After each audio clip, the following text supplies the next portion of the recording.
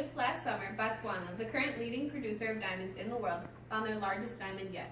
According to National Public Radio, this tennis ball-sized diamond is 1,109 carats.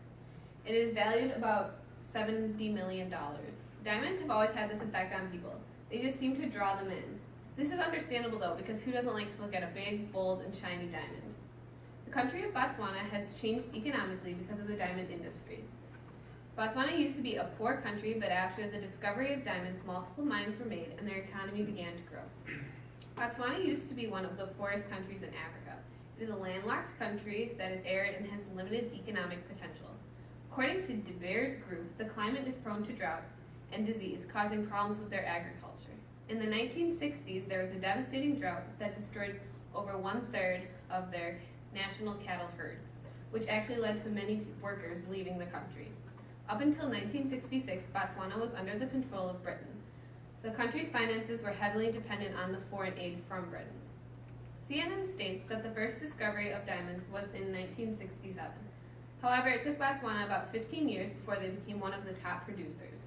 Once they were put on the map of the diamond production was when they started to open up their 6 different mines. Botswana then became the leading producer in 1999 and has held it since.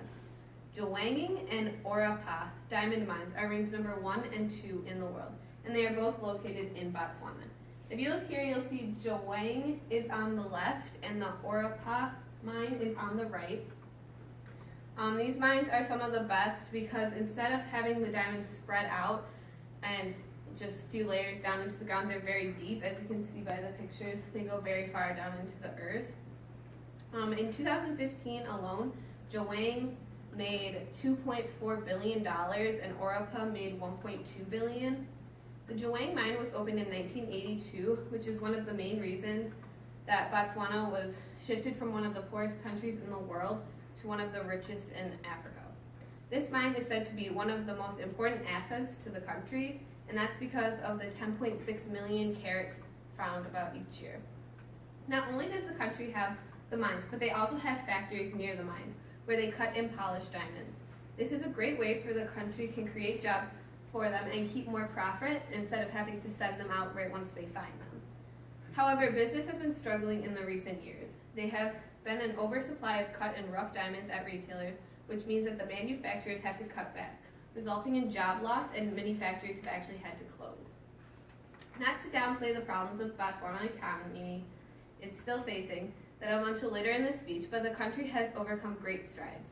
When a poor country who has very little valuable resources finds a strong resource, the country normally has problems where they spend the money poorly and don't use it to help their citizens.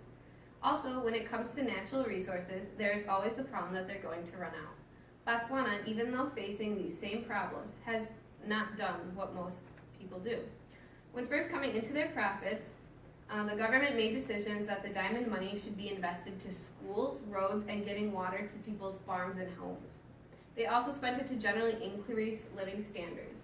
Their reasoning behind this decision is the idea to invest in people and projects that will create future wealth because inevitably diamonds are a limited resource.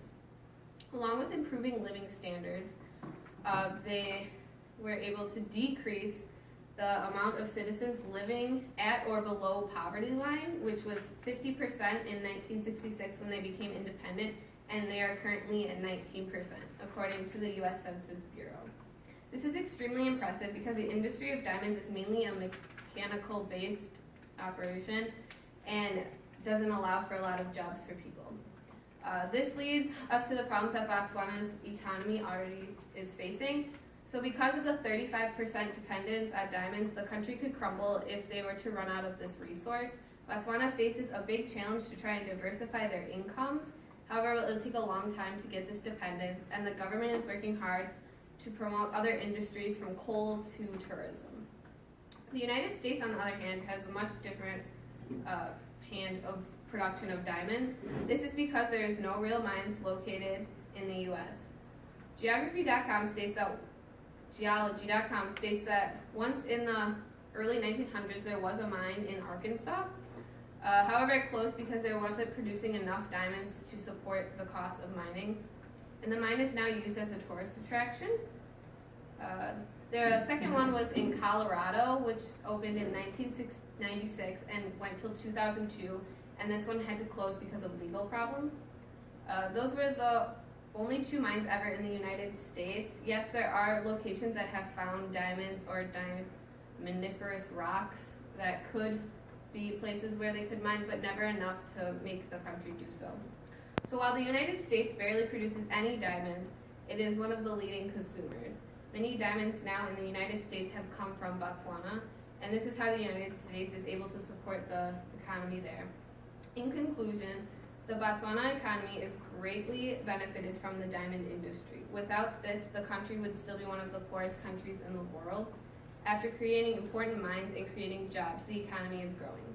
The fixes they have made to their community has helped many of their citizens.